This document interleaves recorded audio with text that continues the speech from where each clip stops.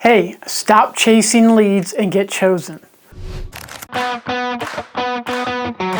Welcome to the LifeStages Development Podcast, where host and owner of LifeStages Development, Steve Schamberger, brings you stories, experiences, and advice in business development and marketing. Now here's Steve with today's episode. This is by far the best way to get chosen. Most companies judge marketing like it's a slot machine.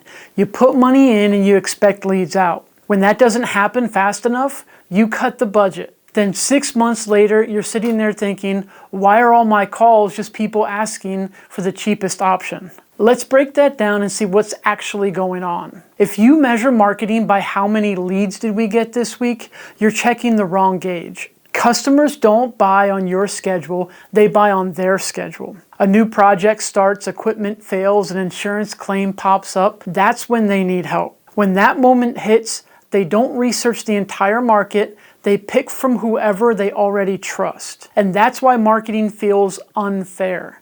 You're paying in real time, but getting paid back on the delay. You're planting seeds and you're getting paid on the harvest.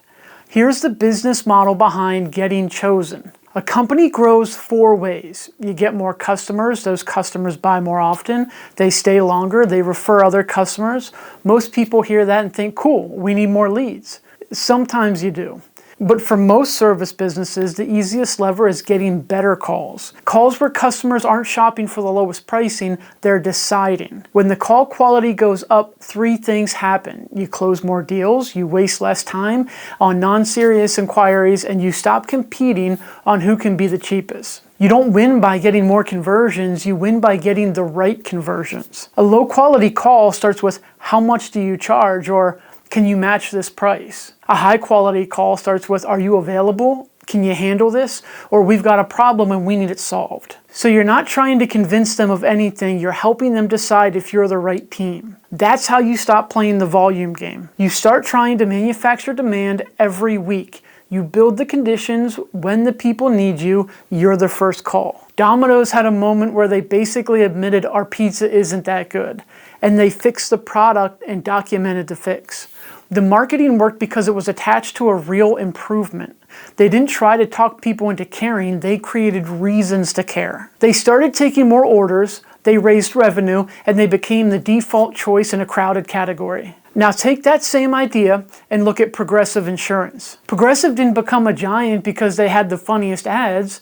They restructured how they showed up so that customers chose them when it mattered. They showed up to explain what they do, and they reduced uncertainty. So when you need insurance, you're calling the people you already recognize. In every major market, the companies who win long-term show up consistently and stack proof over time. Reviews, job, photos, stories, results, they all add up. In a high-stakes service category, trust is the product. If you're only buying attention, marketing will always feel like a gamble.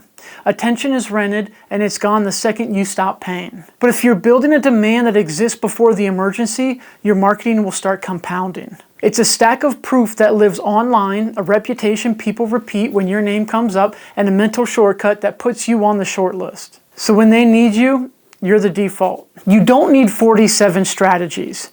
You need consistent exposure plus consistent proof. Every week, you want your market to see 3 things: what you do, the kinds of problems you solve, and the evidence that you solve them. Evidence can be a short story, a before and after, a lesson from the field, a common mistake you see, or a behind-the-scenes look at how you handle risk. Because customers aren't buying services, they're buying the feeling that this is going to be handled. Here's how you know it's working. When a customer calls, listen to the first sentence.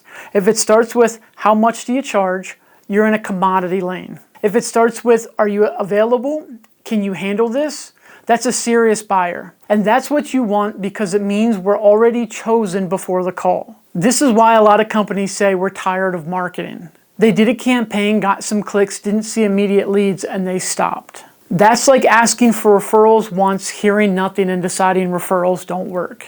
The mistake isn't marketing. The mistake is expecting a long cycle buying decision to act like an impulse purchase. If you want to be the first call, you need 2 things: consistent presence and proof that builds trust. If that's what you're trying to build, that's where we come in. We help you figure out what you should be known for, what proof to stack, and how to show up consistently so you get chosen when the moment hits. If you want to talk, reach out through LifeStagesDevelopment.com.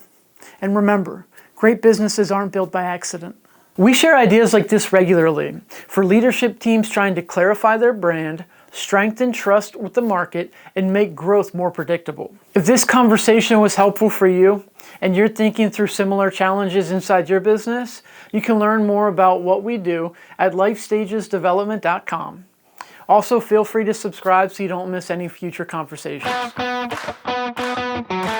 Thank you for listening to the Life Stages Development Podcast. Follow us on YouTube, LinkedIn, and Instagram. And check out our website, LifeStagesDevelopment.com, for ways to work together.